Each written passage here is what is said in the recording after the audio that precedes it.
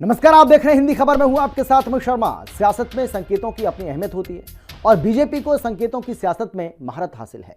इसीलिए बीजेपी हिंदुत्व की पिच पर ऐसा एजेंडा सेट करती है जिससे विपक्ष अक्सर क्लीन बोल्ड हो जाता है। बीजेपी के फाइम ब्रांड नेता और यूपी के सीएम योगी आदित्यनाथ इसी हिंदुत्व की पिच पर खुलकर बैटिंग कर रहे हैं, क्योंकि बीजेपी जानती है कि विपक्ष के सारे मुद्दों की एक ही काट है और वो है हिंदुत्ववाद। इसीलिए बीजेपी महाकुंभ की महिमा का बखान अब राजनीतिक मंचों से भी करने की रणनीति बना रही है, क्योंकि महाकुंभ में पहुंचने वाले इन्हीं 66 करोड़ लोगों में से एक बड़ा वर्ग उसका मतदाता भी है। हिंदुत्व वाले ब्रह्मास्त्र से सीएम योगी कैसे 2027 में जीत की हैट्रिक लगाने की तैयारी कर रहे हैं और योगी ने अपने मंत्रियों को महाकुंभ को लेकर क्या नया आदेश दिया है, हिंदी खबर की इस रिपोर्ट के जरिए दिखाते हैं आपको।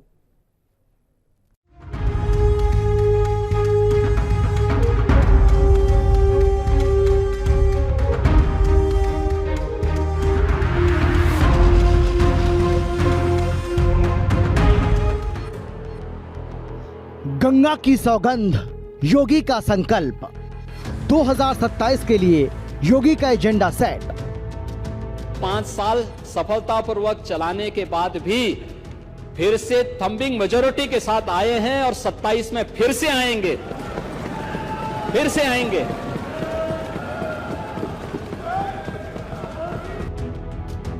योगी ने सनातन सूत्र समझाया, विरोधी अलायंस घबराया।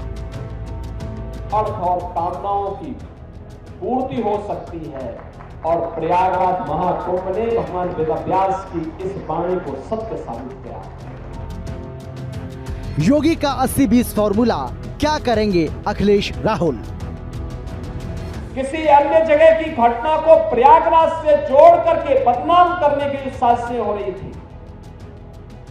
मुझे लगता है कि जनता जनार्दन ने एक सिरे से उन्हें खारिज करके प्रयागराज महाकुंभ में आकर के साबित किया कि नहीं, तुम्हारे दुष्प्रचार में अब नहीं आएंगे। सनातन का ध्वजा अब कभी झुकने वाली नहीं है। 2027 के यूपी चुनाव में भले ही अभी काफी वक्त बचा है, लेकिन राजनीतिक दलों ने अपने अपने एजेंडों पर काम करना शुरू कर दिया है।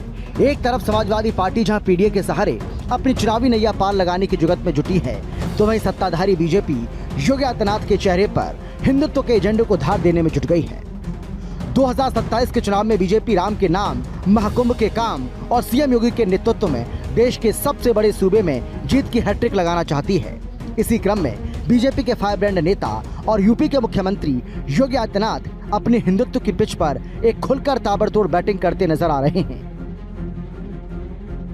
भारतीय जनता पार्टी महाकुंभ जैसे बड़े आयोजन को गांव-गांव तक पहुंचाने की तैयारी करती दिख रही है, जिसके लिए प्रदेश के सभी 75 जिलों में फायर ब्रिगेड की गाड़ियों के जरिए संगम का जल घर घर पहुंचाया जा रहा है। हर सनातनी को संगम का जल उपलब्ध कराकर 2027 से पहले एक तरह से अपने पाले में लाने की कोशिश करते दिख रहे हैं। साथ ही सीएम योगी ने अपने प्रभारी मंत्रियों को भी इसको लेकर एक बड़ा आदेश दे दिया है और 25 मार्च को योगी 2.0 के 3 साल पूरा होने के दिन से सभी प्रभारी मंत्री मिशन पर जुट जाएंगे। 2.0 को 3 साल पूरे होने वाले में है, तो ऐसे में सीएम योगी आदित्यनाथ ने अपने सभी मंत्रियों को निर्देश दिए हैं कि सरकार की जो महत्वपूर्ण योजनाएं हैं, चाहे वो फिर केंद्र की हो या फिर सरकार की, उनको जनता के बीच में ले जाएं और उनको उन योजनाओं के बारे में बताएं। तो कहीं ना कहीं सीएम योगी आदित्यनाथ अभी से 2027 विधानसभा चुनाव की तैयारियों में जुट गए हैं और इसी को लेकर उन्होंने अपने मंत्रियों को निर्देश दिया है। मुख्यमंत्री ने प्रभारी मंत्रियों को कहा है कि वो महाकुंभ की सफलता को लेकर जनता के बीच जाएं, लोगों को वीडियो दिखाएं और बताएं कि किस तरह से इतना बड़ा सफल आयोजन किया गया। 25 मार्च से प्रदेश भर में प्रभारी मंत्री जिलों में जाएंगे। योगी सरकार के 8 साल पूरा होने पर प्रेस कॉन्फ्रेंस करेंगे। जानकारी के अनुसार योगी 2.0 के 3 साल पूरा होने पर भी प्रेस कॉन्फ्रेंस होगी। भारत की सनातन परंपरा की ध्वज पताका कैसे वैश्विक मंच पर लहरा रही है, महाकुंभ ने साबित किया है और इसके लिए भी मैं आपका अभिनंदन करता हूं। आज प्रधानमंत्री मोदी जी के मार्गदर्शन और नेतृत्व में जहां भारत दुनिया की 5वीं बड़ी अर्थव्यवस्था के रूप में अपने आप को स्थापित करके वैश्विक मानचित्र पर छाया हुआ है, वहीं नए भारत का नया उत्तर प्रदेश भी अपनी पूरी सामर्थ्य के साथ आगे बढ़ रहा है। दरअसल महाकुंभ के दौरान विपक्षी दलों की ओर से लगातार सरकार पर हमले होते रहे। सीएम योगी आदित्यनाथ पिछले दिनों महाकुंभ के आयोजन के दौरान उठाए जा रहे सरकार पर सवालों की जगह सनातन के खिलाफ दुष्प्रचार के रूप में पेश कर दिया। अब जमीन पर इस बात को पहुंचाने की कोशिश हो रही है। देखिए, योगी जी जनता के बीच जाकर और जनता की समस्याओं को सुनने का जो निर्देश मंत्रियों को दे रहे हैं, तो इसमें कुछ गलत नहीं है। भारतीय जनता पार्टी का काम ये है, भारतीय जनता पार्टी की सरकारों में जनता के बीच जाना, उनकी समस्याएं सुनना और उसके समाधान निकालना, ये भारतीय जनता पार्टी की प्राथमिकता है। भारतीय जनता पार्टी का संगठन भी सेवा करने के लिए बना है और सेवा ही संगठन हमारा मूल मंत्र है। अगर इस आधार पर योगी जी निर्देश दे रहे हैं और महाकुंभ की सफलता के बारे में बता रहे हैं या सरकारी योजनाओं के बारे में जानकारी देने के लिए मंत्रियों को निर्देश दिए जा रहे हैं, तो ये बिल्कुल ठीक है, ये सामयिक है और ये बहुत जरूरी है। जनता के बीच जन कल्याणकारी योजनाओं का अधिक से अधिक लाभ पहुँचे, ये सरकार की प्राथमिकता है और इसमें काफ़ी कामयाबी मिल रही है।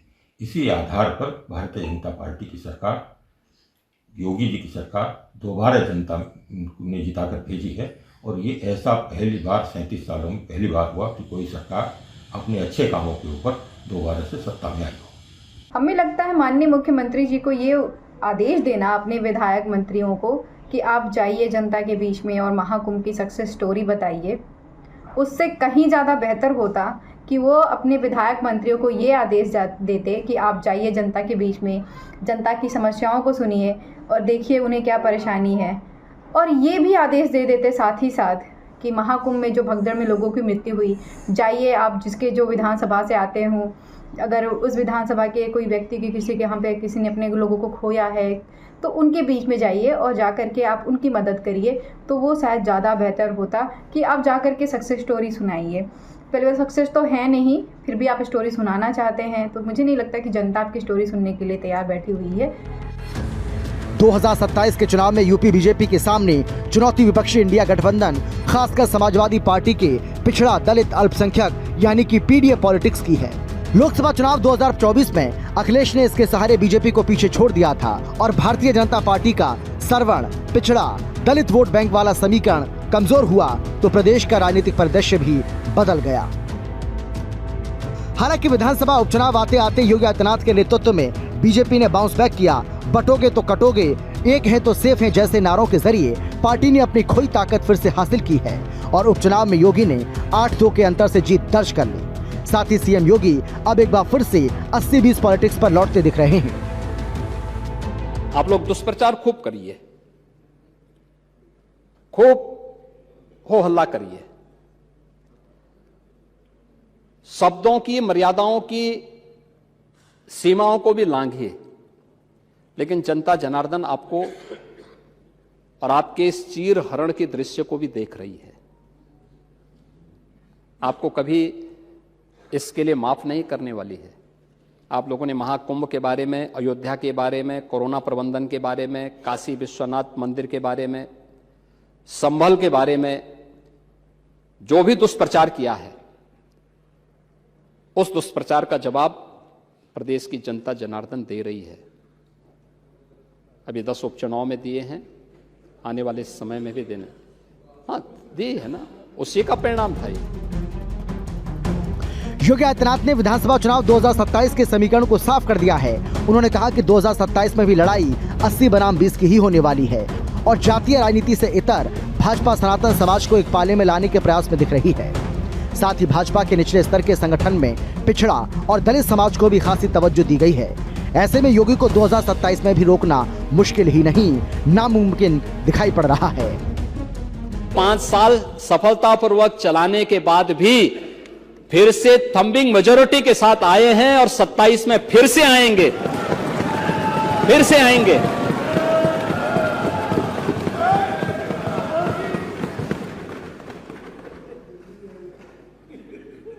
और इसीलिए मैं आप सबसे कहना चाहूंगा कि कुंभ के बारे में आपकी जैसी दृष्टि थी वैसी सृष्टि नजर आई। हम लोग तो कुंभ के संदेश को एकता के संदेश के रूप में देखते हैं। और महाकुंभ ने साबित किया है, जो भारतीय ऋषि की दिश थी कि एकम सद विप्रा बहुधा वदन्ति, यह यानी सत्य एक है, देखने की दृष्टि भले ही लोगों की अलग अलग हो सकती है, और सत्य वह ये कि सनातन धर्म शाश्वत है और शाश्वत रहेगा। एकता का वह संदेश महाकुंभ ने दे दिया है। मैं फिर से आपसे कहूंगा कि आपका विघटन करना, तोड़ना, ये सभी षड्यंत्र बेनकाब साबित हुए हैं। आपको बता दें कि 2017 में यूपी की सत्ता बदलने के बाद से बुलडोजर और एनकाउंटर की कार्रवाई का मुद्दा गरमाया हुआ है। पिछले विधानसभा चुनावों में राम मंदिर के मुद्दे के साथ ही बुलडोजर और एनकाउंटर की गूंज के तले विपक्षियों के मुद्दे दबते हुए नजर आए और योगी सरकार ने दोबारा पूर्ण बहुमत की सरकार बना ली। लेकिन अब अयोध्या में भव्य दिव्य राम मंदिर का निर्माण हो चुका है। योगी ने संभल को सनातन आस्था का नया केंद्र बना दिया है। इसके साथ ही प्रयागराज में आस्था के सबसे बड़े समागम महाकुंभ 2025 का समापन भी हो चुका है, जिसमें करीब 66 करोड़ से ज्यादा श्रद्धालुओं ने आस्था की पवित्र डुबकी लगाई। ऐसे में सीएम योगी बुलडोजर, एनकाउंटर के साथ ही राम के नाम और महाकुंभ के काम के सहारे 2027 की वैतरणी को पार लगाने में जुट गए हैं। कि हमारा देश कभी विकसित भारत नहीं बन सकता। ये देखो ना, ये क्या है? ये यानी एक राजनीतिक दल अपने देश के प्रति इतनी दुर्भावना रखता है, और इसलिए देश अब इस बात को कहने लग गया है कि अगर श्री राहुल गांधी की उपस्थिति भाजपा की जीत की गारंटी है, तो उत्तर प्रदेश में से अखिलेश यादव की उपस्थिति भाजपा की जीत की निश्चित गारंटी है।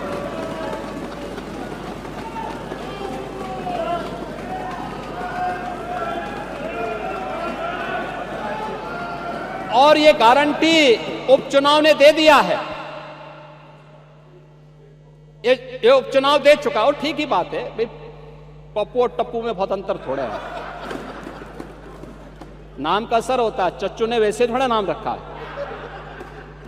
तो ठीक है, चच्चू भी शांत हैं, लेकिन समय आने पे अपना ओस दिखाएंगे। सीएम योगी बार बार हिंदुत्व और धार्मिक मुद्दे को धार दे रहे हैं, क्योंकि इन मुद्दों पर विपक्ष कड़ी आलोचना नहीं कर पाता। अगर कोई नेता हिम्मत जुटाकर हमला बोलता भी है, तो सीएम उसे संप्रदायवाद से जोड़ देते हैं। सीएम योगी अपने विरोधियों को, अपने विपक्षियों को उन अल्पसंख्यकों के पक्ष में खड़ा कर देते हैं जिनको मुख्यमंत्री और बीजेपी औरंगजेब और बाबर की औलाद कहती है। उन्होंने कहा कि हिंदू समाज में आज भी बाबर और औरंगजेब के प्रति धारणा बहुत ठीक नहीं है, इसीलिए विपक्ष ने कुंभ पर हमला नहीं बोला। विपक्ष ने हमेशा महाकुंभ की व्यवस्थाओं पर सवाल उठाए। हिंदुत्व के मुद्दे उठाने से न सिर्फ हिंदुओं में लोकप्रियता बढ़ रही है, बल्कि हिंदुओं को विश्वास हो रहा है कि अकेले सीएम योगी ही हमारे धर्म की पताका लहराए हुए हैं, और इन्हीं की वजह से देश विदेश में सनातन धर्म का विस्तार हो रहा है। बीजेपी ने 2027 के मुद्दे पर अभी से बैटिंग करना शुरू कर दिया है। सीएम योगी की भाषा और भाषण दोनों से अंदाजा लगाया जा सकता है। हिंदी खबर की स्पेशल रिपोर्ट।